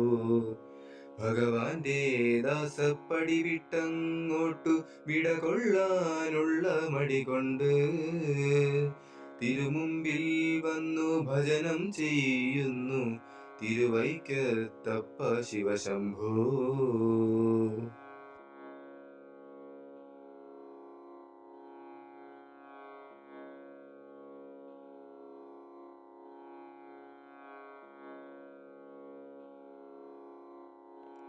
വരിക വരിക സഹജരെ, പതിതരില്ല മനുജരിൽ, ഒരു പിതാവിൽ ഉത്ഭവിച്ച തനതരായ നമ്മളി കരമണച്ചു കരളുറച്ചു പെരുവഴിക്കു പോകണം. ഒരുവനുള്ള തല്ല രാജവീധി നമ്മൾ നൽകിടും. കരമെടുത്തു പണി നടത്തിയതു നമുക്കു പൊതുവില. കുറവ പറയ പുലയരാതി പ്രജകൾ മനുജരല്ലയോ. കുറവവർക്കു പറവതെന്തു കുടില ബുദ്ധിയല്ലയോ. വയൽ കിളച്ചു കള പറിച്ചു വിളവെടുക്കു വൃത്തിയാൽ. തടി കറുത്ത മനുജരെല്ലാം പതിതരാണു പോൽ. ഉപകരിക്കും അവരെയേവം അപഹസിച്ചിടും ജനം. നിപിതിതാഗ്രഗണ്യരാകമപരജന്മമേന്തിയാൽ തടിയിലുള്ള DPW ലിപികൾ മാച്ചു കളകിലും. നെടിയ ഭിത്തി പണി കഴിച്ചു വഴിയടച്ചു കളകിലും. മനമിടിഞ്ഞു പിന്നിലോട്ടടികൾ മാറിടാതെ നാം നിനവു ചെയ്ത നിലയിലേക്കു ത്വരിതമങ്ങു കേറണം. സഹനശക്തി സഹന സമര കുലിശമെന്ന തോർക്കണം. നിഹനിക്കുന്ന നിലയിൽ പോലും നിലയിൽ നിന്നു മാറൊല. ജയ ജയേതി ഗാന്ധി കീ ജയ് വിളികളുലകം നിറയട്ടെ. സഹന സമര വിജയലാഭമഖില സുഗതമാവട്ടെ. സഹന സമര വിജയലാഭമഖില സുഗതമാവട്ടെ. അപ്പോൾ ഈ ജാഥ പറയാനൊരു കാര്യമുണ്ട്. ജാഥ ക്യാപ്റ്റൻ ശ്രീ മന്നത്ത് പത്മനാഭൻ ജിയാണ്. വൈക്കത്ത് നിന്ന് ജാഥ തിരുവനന്തപുരത്തേക്ക് വരുമ്പോൾ നേരായ ഒരു മാർഗമുണ്ട്, നേരായ ഒരു വഴിയുണ്ട്. 11ാമത്തെ ദിവസമാണ് ഇവിടെ എത്തിച്ചേരുന്നത്. നേരായ ഒരു വഴിയുണ്ട്. അത് ഈ ജാഥ ഇടയ്ക്ക് വെച്ച് വർക്കല എത്തിയപ്പോൾ ഒന്ന് തിരിഞ്ഞു. അത് നേരെ പോയത് ശിവഗിരിയിലേക്കാണ്. ശിവഗിരിയിൽ പോയി മന്നത്ത് പത്മനാഭൻജി നാരായണ ഗുരുദേവൻ്റെ അനുഗ്രഹം വാങ്ങി. അനുഗ്രഹം വാങ്ങിയിട്ടാണ് ഈ ജാഥയുമായിട്ട് വന്നത്. എന്തായാലും ബുദ്ധിപൂർവമാണെന്ന് തോന്നുന്നു. കേരള സർക്കാർ ഭാഷാ ഇൻസ്റ്റിറ്റ്യൂട്ടുകാർ ഇപ്പോൾ ഇറക്കിയ വൈക്കം സത്യഗ്രഹം വിജ്ഞാനകോശത്തിൽ ഈ സംഭവത്തെ ബോധപൂർവം ഒഴിവാക്കി. ഈ സംഭവം അതിൽ പറയുന്നില്ല. അതിൽ ബോധപൂർവം ആ സംഭവത്തെ ഒഴിവാക്കിയിരിക്കുകയാണ്. ലേഖകൻ ഒഴിവാക്കിയതാണോ, സർക്കാർ നിർദ്ദേശപ്രകാരം ഒഴിവാക്കിയതാണോ, എങ്ങനെ ഒഴിവാക്കിയെന്ന് എനിക്കറിയില്ല. എന്തായാലും പത്മനാഭൻജി അദ്ദേഹത്തെ പോയി കാണുകയും സാഷ്ടാംഗം പ്രണമിക്കുകയും ജാഥാംഗങ്ങൾക്ക് അവിടെ വിശ്രമിക്കാനുള്ളതും ആഹാരത്തിനുള്ള എല്ലാ ഏർപ്പാട് ഉണ്ടാക്കുകയും ചെയ്തു. ഈ ജാഥ വരുന്നതനുസരിച്ച് ഒരു സംഭവം ഉണ്ടായിക്കൊണ്ടിരുന്നു. ആൾക്കാരുടെ മനസ്സിലുള്ള അയിത്ത ചിന്ത ബാഷ്പീകരിച്ച് പോയിക്കൊണ്ടേയിരുന്നു. അതാണ് 10, 100, 1200, 12,000 കാണാനാൾ, ഇങ്ങനെയൊക്കെ അയിത്ത ചിന്ത ഇങ്ങനെ ബാഷ്പീകരിച്ച് പോയിക്കൊണ്ടേ ഇരുന്നു. അപ്പോൾ ശ്രീ മന്നത്ത് പത്മനാഭനും നമ്മുടെ ശ്രീ നാരായണ ഗുരുദേവനും ആ ഒരുമിച്ച് കണ്ട അതിൽ നിന്നും കേരള ജനത, പ്രത്യേകിച്ച് ഈ 2 സമുദായങ്ങൾ, നായർ സമുദായവും ഈഴവ സമുദായവും ഒന്നുകൂടെ മനസ്സിരുത്തി ചിന്തിക്കണം. ഇവിടെ ഒരു ഐക്യം വേണ്ടതല്ലേ? ഭരണം തങ്ങൾക്ക് കിട്ടേണ്ടതല്ലേ? ഇവരുടെ ഐക്യമുണ്ടെങ്കിൽ ഇവർ തന്നെ ഭരിക്കും, മറ്റാരും ഇവിടെ ഭരിക്കില്ല. ഇനി നമുക്ക് തെക്കൻ ജാഥയെക്കുറിച്ച് നോക്കാം. ഇതേ സമയത്ത് ഇതേ ദിവസം തെക്ക് സുചീന്ദ്രത്ത് നിന്നും ഒരു ജാഥ വരികയാണ് തമിഴ്നാടിൻ്റെ ഭാഗമായിട്ട്. ജാഥ captain doctor Emperumal Naidu. Captain Emperumal Naidu. വഴിനീള വലിയ സ്വീകരണം. എന്തായാലും നമ്മുടെ ഈ അന്ന് ഇത് രാജവീതിയാണല്ലോ, ഇതുവഴിയാണ് പോയത്. തെക്കൻ ജാഥ വടക്കൻ ജാഥയുമായിട്ട് കിഴക്കേക്കോട്ട ചാല വഴി കയറുമ്പോൾ കിഴക്കേക്കോട്ടയെ വെച്ച് സമാഗമിച്ച് ഒന്നിച്ചായി നേരെ എവിടെ പോവുകയാണ്? ശംഖുമുഖത്തേക്ക് പോവുകയാണ്. അന്ന് ശ്രീ മന്നത്ത് പത്മനാഭൻജിയുടെ നേതൃത്വത്തിലുള്ള ആൾക്കാർ റീജൻ്റ് മഹാറാണിക്കൊരു ഭീമഹർജി സമർപ്പിച്ചു. ഇതുമായിട്ട് ബന്ധപ്പെട്ട ഒരു ഭീമഹർജി സമർപ്പിക്കുകയാണ്.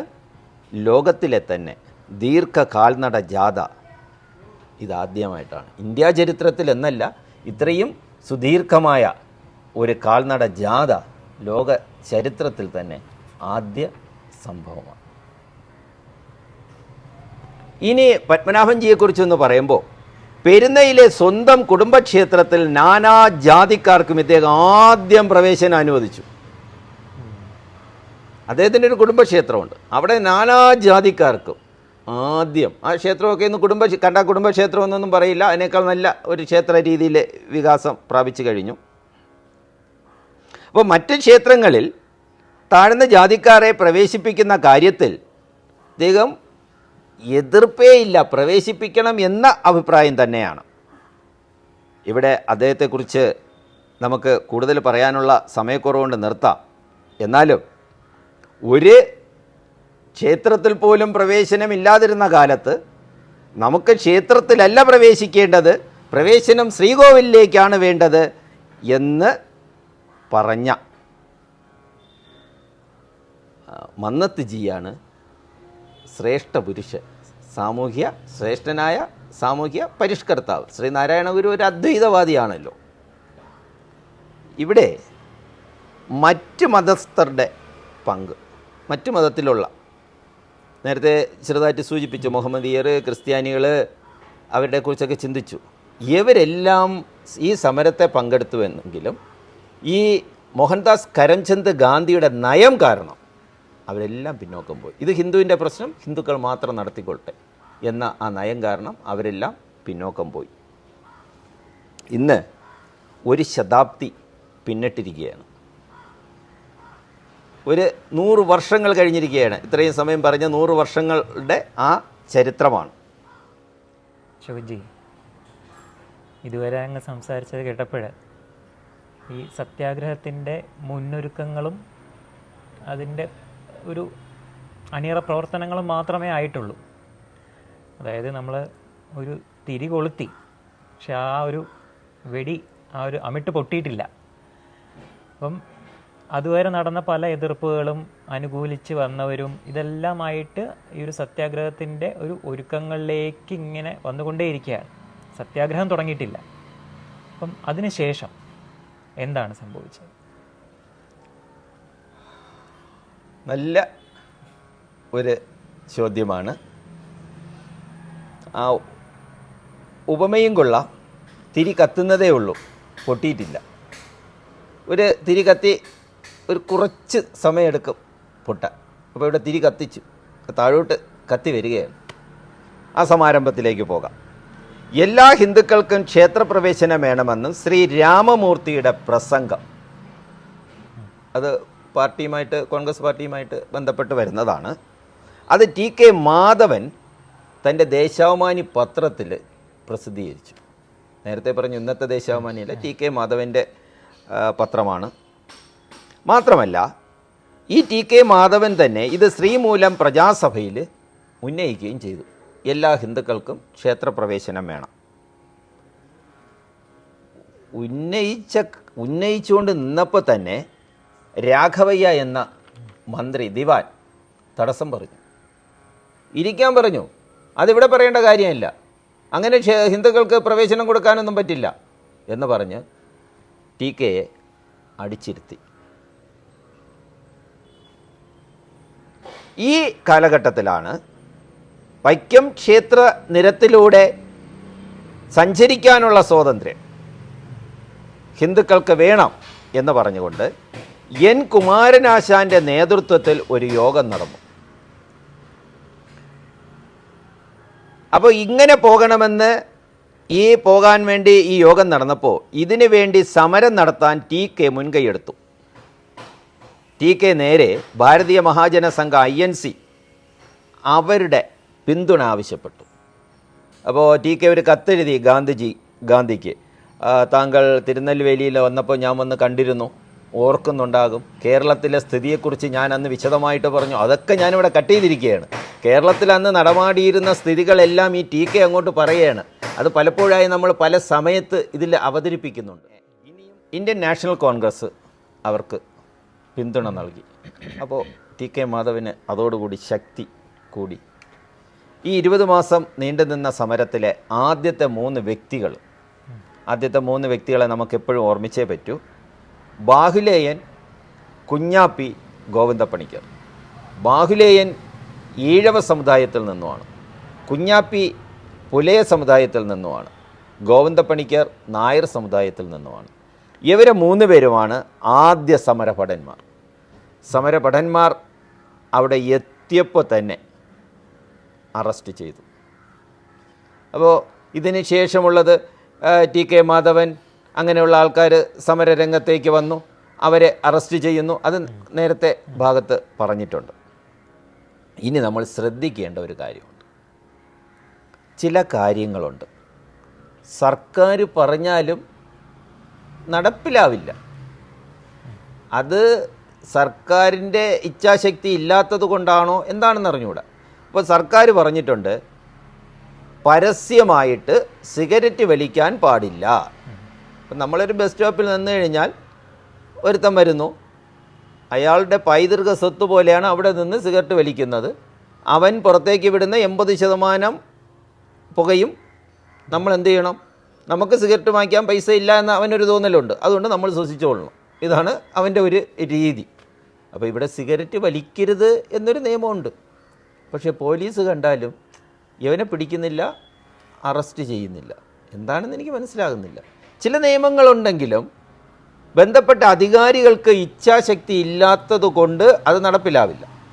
ഇവിടെ 1865 എല്ലാ നിരത്തുകളിലും എല്ലാ ജാതിക്കാർക്കും ഉപയോഗിക്കാൻ ഒരു നിയമം പാസ്സാക്കി, അതായത് സർക്കാർ ഉത്തരവിട്ടു.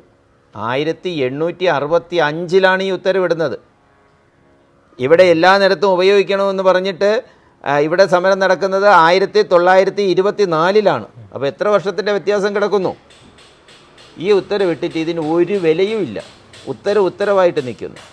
അത് പിന്നീട് സർക്കാരിൻ്റെ ശ്രദ്ധയിൽപ്പെടുന്നു. വീണ്ടും ഏതാണ്ട് ഒരു 19 വർഷം കഴിഞ്ഞിട്ട്, 19-20 വർഷം കഴിഞ്ഞിട്ട്, അതായത് 1884 ഈ ഉത്തരവിനെ പുതുക്കുന്നുണ്ട്. ഇതേപോലെ നേരത്തെ ഒരു ഉത്തരവിട്ടിട്ടുണ്ട്, അത് ജനങ്ങൾ ശ്രദ്ധയിലേക്ക് വരണം, വഴി എല്ലാവർക്കും നടക്കാനുള്ളതാണ് എന്ന് പറഞ്ഞിട്ട്. അത് ഞാൻ ഇച്ഛാശക്തി പറഞ്ഞില്ലേ, ആ ഉത്തരവ് ഒന്നുകൂടെ ഇടാൻ വേണ്ടി 19-20 വർഷം എടുത്തിരിക്കുന്നു. അപ്പോൾ സർക്കാർ ആഗ്രഹിക്കാത്തത് കൊണ്ടാണോ എന്നെനിക്കറിയില്ല. ഇപ്പോൾ ഈ ഉത്തരവ് ഒന്നുകൂടെ വന്നപ്പോൾ ചില തൽപര കക്ഷികൾ ഹൈക്കോടതിയിലേക്ക് പോയി. അന്ന് നമുക്ക് പോകാൻ പറ്റുന്ന ഹൈക്കോടതിയാണ്. ഹൈക്കോടതിയിലേക്ക് പോയി. ഹൈക്കോടതിയിൽ ഈ കേസിന് പരിഗണന കിട്ടി. കോടതിയെ വിമർശിക്കുക നമ്മളെ ഇതുമായിട്ട് ബന്ധമില്ലാത്തൊരു കാര്യമാണ്. വ്യക്തിപരമായ അഭിപ്രായം പറയാമല്ലോ. നമ്മുടെ രാജ്യത്ത് കോടതിയിലേക്ക് പോയി കഴിഞ്ഞാൽ വിധി വരണമെങ്കിൽ ഒരു ജന്മം മുഴുവനും കാത്തിരിക്കണം. ഇനി ഒരു ജന്മം മുഴുവനും കാത്തിരുന്ന് വിധി വന്നു എന്നിരിക്കട്ടെ, അപ്പീലിന് പോകുന്നതിന് മുമ്പ് ഈ ബന്ധപ്പെട്ട വ്യക്തിയുടെ മരണം സംഭവിച്ചേക്കാം. ഇതാണ് നമ്മുടെ കോടതി വിധികൾ. ചിലപ്പോഴോ കോടതി വിധി വരുന്നത് തന്നെ നമുക്ക് ചിരിയായിരിക്കും, വിഷമമായിരിക്കും. യഥാർത്ഥ പ്രതിയെ ശിക്ഷിക്കില്ല. ഇനി ശിക്ഷിച്ചാലോ വെറും തുച്ഛമായ കാശ്. ഇപ്പോൾ രാഷ്ട്രീയം പറയുന്നതായിട്ട് കണക്കാക്കരുത്. തൊട്ടടുത്ത സംസ്ഥാനത്തിലെ മുൻ മുഖ്യമന്ത്രി ശ്രീമതി ജയലളിതയെ കോടതി ശിക്ഷിച്ചു. രാഷ്ട്രീയമായിട്ട് കണക്കാക്കണ്ട. അവർ കോടിക്കണക്കിന് രൂപ വെട്ടിച്ചെന്നാണ് കോടതി കണ്ടെത്തിയത്. പക്ഷെ എല്ലാം കൂടെ പിഴ 1,00,000 പോലും ഇല്ല. കോടിക്കണക്കിന് വെട്ടിച്ചു, പിഴ 1,00,000 പോലും ഇല്ല. ഇങ്ങനെ പിഴ വന്നിട്ട് എന്ത് ചെയ്യാനാ? ഇതാണ് നമ്മുടെ കോടതിയുടെ അവസ്ഥ. ഇവിടെ കോടതി മുമ്പാകെ ഇത് വന്നു. ആ കോടതി എന്തു ചെയ്തു എന്ന് വെച്ച് കഴിഞ്ഞാൽ ഈ വഴികളെ രണ്ടായി തിരിച്ചു.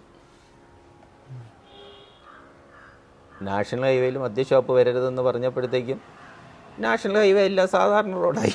നാഷണൽ ഹൈവേകളെല്ലാം സാധാരണ റോഡായി. അപ്പോൾ പിന്നെ പ്രശ്നമില്ലല്ലോ.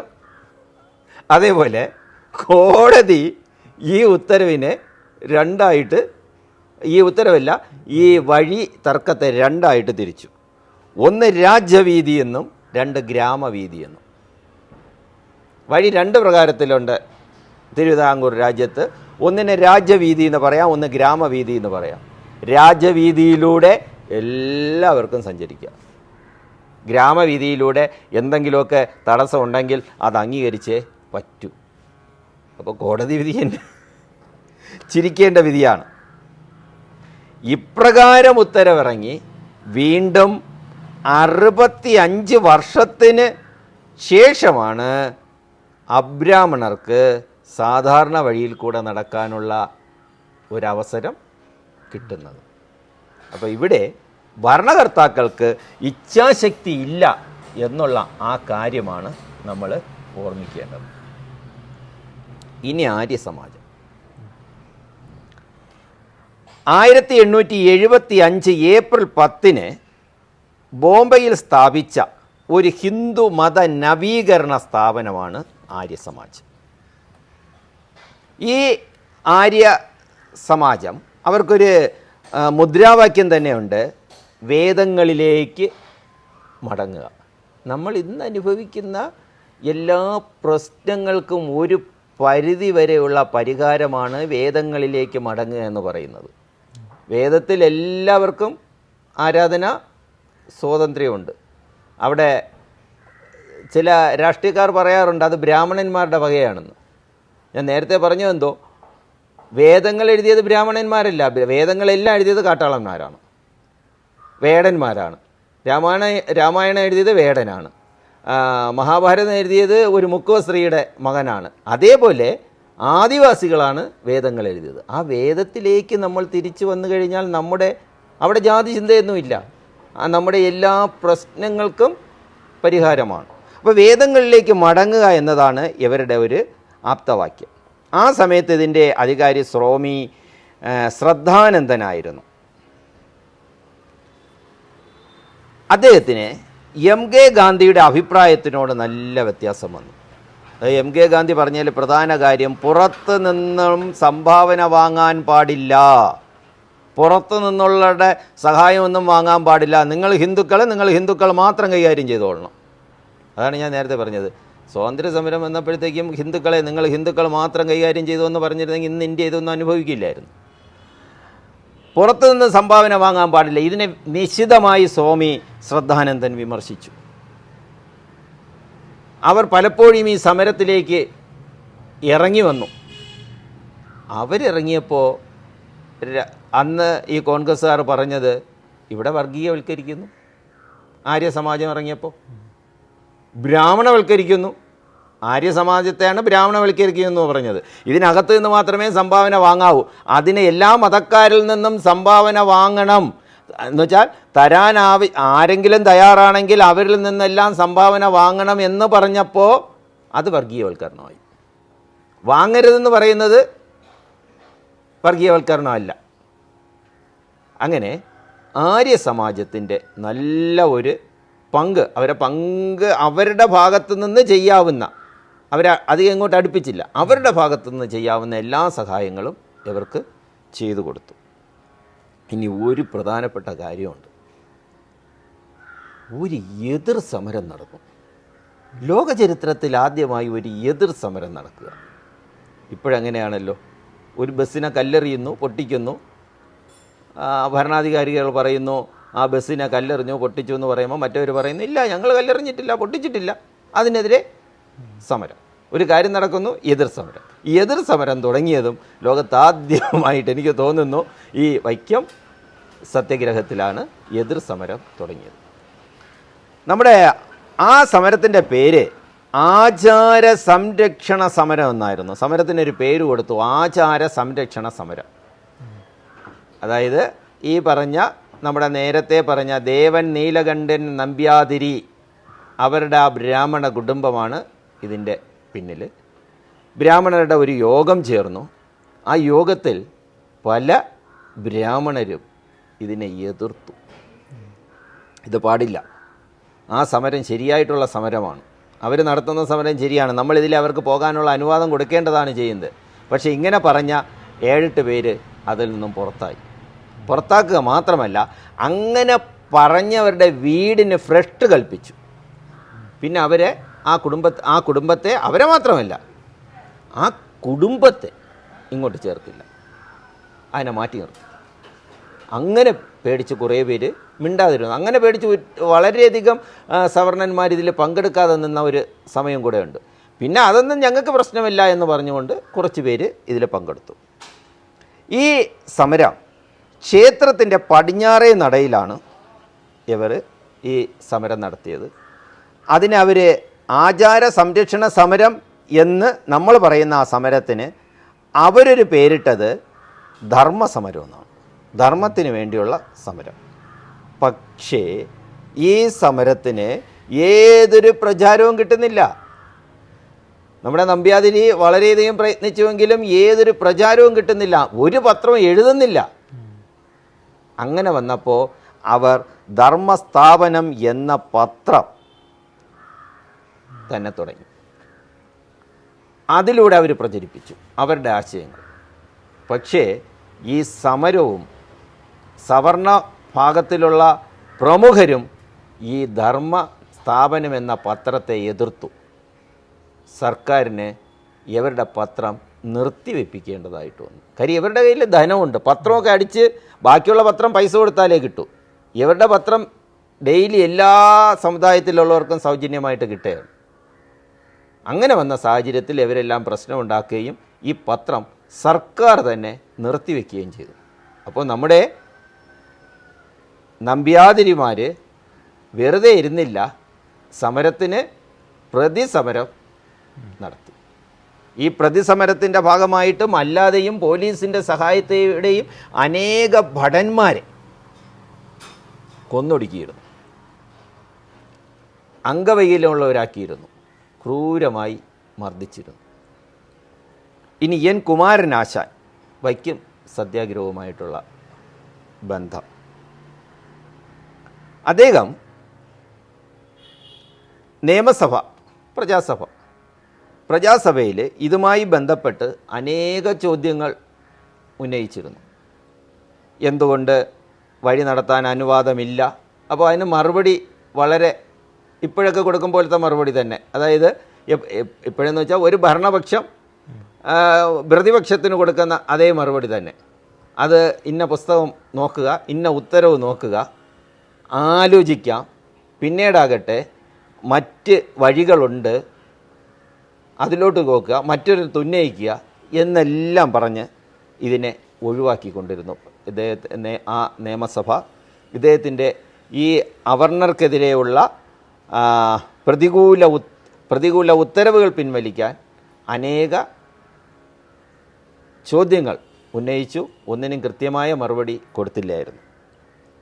എന്നാൽ ഈ സമരം തുടങ്ങുന്നതിനും കുറച്ച് ദിവസത്തിന് മുമ്പ്, അതായത് ഏതാണ്ട് 2 മാസത്തിന് മുമ്പ്, 1924 ജനുവരി 16 അദ്ദേഹത്തിൻ്റെ മരണം സംഭവിക്കുന്നത്. റെഡീമർ ബോട്ട് അപകടത്തിൽ അദ്ദേഹം മരണമല്ല, അദ്ദേഹം കൊല്ലപ്പെടുകയാണ് ഉണ്ടായത്. കൊല്ലപ്പെട്ടു എന്ന് കേരളക്കരയിലുള്ള എല്ലാവർക്കും അറിയാം. പക്ഷെ ഇന്ന് വരെ അതിന് ഒരു അന്വേഷണം വന്നിട്ടില്ല. എന്തുകൊണ്ടാണെന്ന് അറിഞ്ഞൂടാ. ഇനിയും സമയമുണ്ട് ഭരണാധികാരികൾക്ക് അതിനെക്കുറിച്ച് ഒരു അന്വേഷണം നടത്താൻ.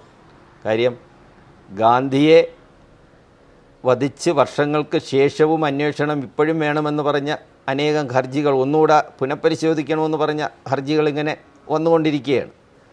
അതേപോലെ ഇത് ആരും ഹർജി കൊടുക്കാത്തതുകൊണ്ടാകാം, അല്ലെങ്കിൽ കാലാകാലങ്ങളിൽ വന്ന സർക്കാരിന് ആഗ്രഹമില്ലാന്നിട്ടോ ഇച്ഛാശക്തി ഇല്ലാത്തതുകൊണ്ടാകാം. വ്യക്തിപരമായ അഭിപ്രായം, റെഡീമർ ബോട്ട് അപകടം അന്വേഷിക്കണം. അത് അദ്ദേഹത്തെ കൊലപ്പെടുത്തിയതാണ്. കാര്യം അദ്ദേഹം നീന്തൽ വിദഗ്ധനാണ്. കായിക്കരയിലാണ് ജനിച്ചത്, കായലിൻ്റെ കരയിൽ. കുട്ടിക്കാലത്ത് തന്നെ നീന്തൽ പഠിച്ച അദ്ദേഹം ഇങ്ങനെ വെള്ളത്തിൽ, നമ്മുടെ ശരീരം എത്ര ഉറങ്ങിക്കിടന്നാലും നമുക്കറിയാമല്ലോ, നമ്മൾ ബോട്ടിലാണ് സഞ്ചരിക്കുന്നത്. വെള്ളം വന്നു കഴിഞ്ഞാൽ എന്തു ചെയ്യും? നമ്മൾ നീന്താൻ, അതിലുള്ള എത്രയോ പേര് രക്ഷപ്പെട്ടു. ഇദ്ദേഹം മാത്രം എന്താണ് ഇങ്ങനെ താഴ്ന്നു പോയത്? അപ്പോൾ ബോട്ടിനെ മുക്കിയതിനോടൊപ്പം അതേ ബോട്ടിൽ ഇദ്ദേഹത്തെ മുക്കിക്കൊല്ലാനും ആൾക്കാരുണ്ടായിരുന്നു. അതിൻ്റെ വ്യക്തമായ കാര്യകാരണങ്ങൾ നമ്മൾ അന്വേഷിച്ച് കഴിഞ്ഞാൽ കിട്ടും. ഞാനിവിടെ ഈ സത്സംഗത്തിൽ പറയുന്നില്ല എന്ന് മാത്രം. ഇനി കോടതി വിധി എന്നും സവർണർക്ക് അനുകൂലമായിരുന്നു. ഞാൻ നേരത്തെ പറഞ്ഞു ആ വഴി സമരം, അവിടെയും സവർണർക്ക് അനുകൂലമാണ്. അതെന്തുകൊണ്ടാണെന്ന് അറിഞ്ഞുകൂടാ. ഒന്ന്, എനിക്ക് തോന്നുന്നു ഇവിടെ ഈ പിടിച്ചുകൊണ്ട് വന്നവരെല്ലാം ഞങ്ങൾക്ക് കേസ് വാദിക്കേണ്ട, ഞങ്ങൾക്ക് കേസ് വാദിക്കാനില്ല, അപ്പോൾ പോലീസുകാർ കൊടുക്കുന്നത് വെച്ചാണ് ശിക്ഷിക്കുന്നത്. പെരിയോറെ പിടിച്ചുകൊണ്ട് വന്നു. പെരിയോറെ പിടിച്ചുകൊണ്ട് വന്നപ്പോൾ പെരിയോർ എന്താണ് പറഞ്ഞത്?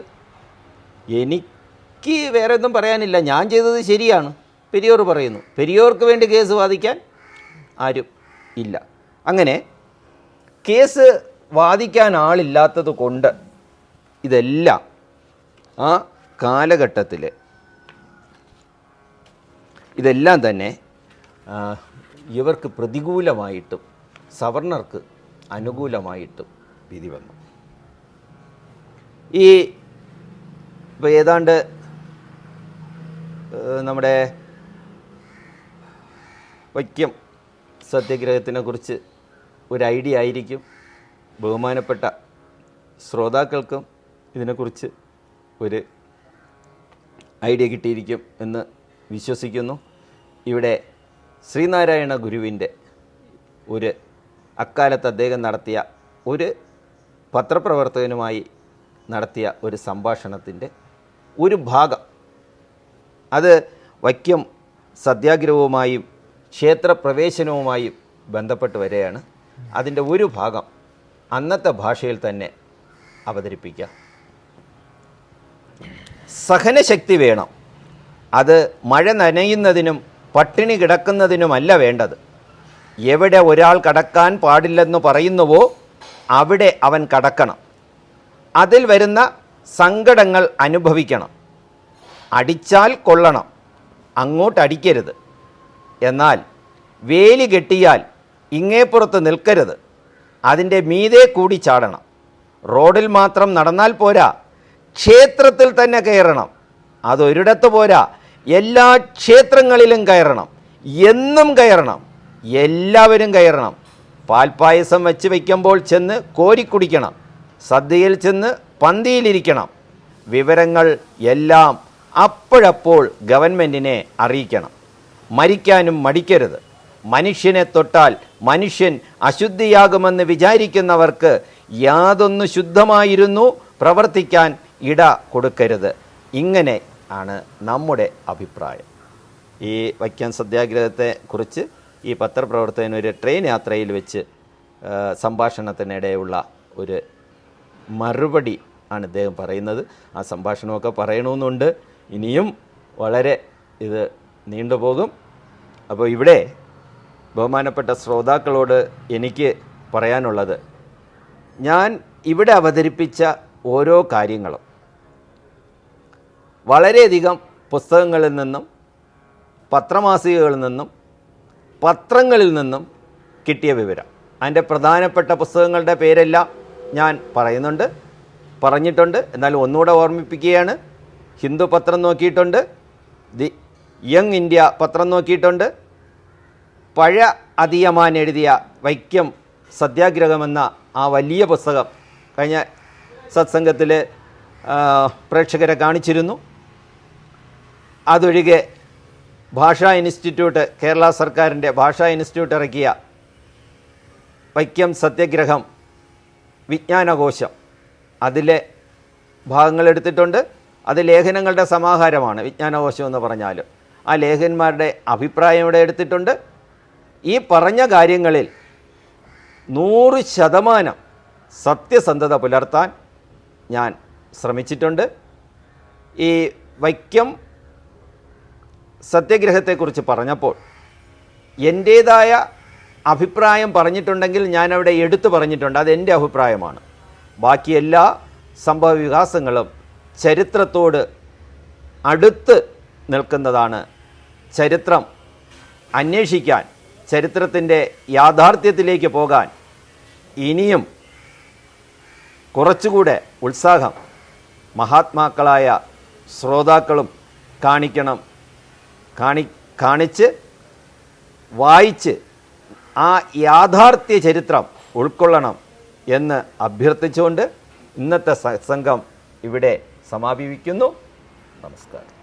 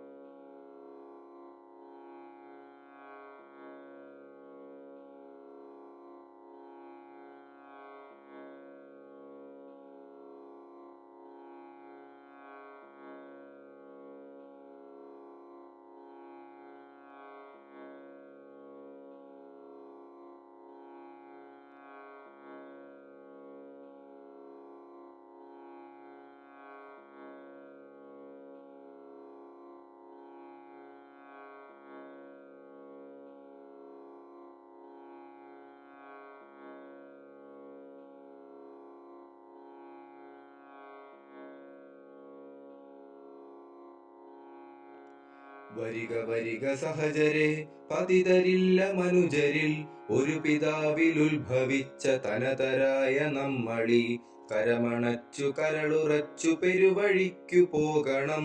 ഒരുവനുള്ള തല്ല രാജവീധി നമ്മൾ നൽകിടും. കരമെടുത്തു പണി നടത്തിയതു നമുക്കു പൊതുവില. കുറവ പറയ പുലയരാതി പ്രജകൾ മനുജരല്ലയോ, കുറവവർക്കു പറവതെന്തു കുടില ബുദ്ധിയല്ലയോ. വയൽ കിളച്ചു കള പറിച്ചു വിളവെടുക്കു വൃത്തിയാൽ, തടി കറുത്ത മനുജരെല്ലാം പതിതരാണുപോൽ. ഉപകരിക്കും അവരെയേവം അപഹസിച്ചിടും ജനം, നിപിതിതാഗ്രഗണ്യരാകമപരജന്മമേന്തിയാൽ. തടിയിലുള്ള DPW ലിപികൾ മാച്ചു കളകിലും, നെടിയ ഭിത്തി പണി കഴിച്ചു വഴിയടച്ചു കളകിലും. മനമിടിഞ്ഞു പിന്നിലോട്ടടികൾ മാറിടാതെ നാം, നിനവു ചെയ്ത നിലയിലേക്കു ത്വരിതമങ്ങു കേറണം. സഹനശക്തി സഹന സമര കുലിശമെന്ന തോർക്കണം, നിഹനിക്കുന്ന നിലയിൽ പോലും നിലയിൽ നിന്നു മാറൊല. ജയ ജയേതി ഗാന്ധി കീ ജയ് വിളികളുലകം നിറയട്ടെ, സഹന സമര വിജയലാഭമഖില സുഗതമാവട്ടെ.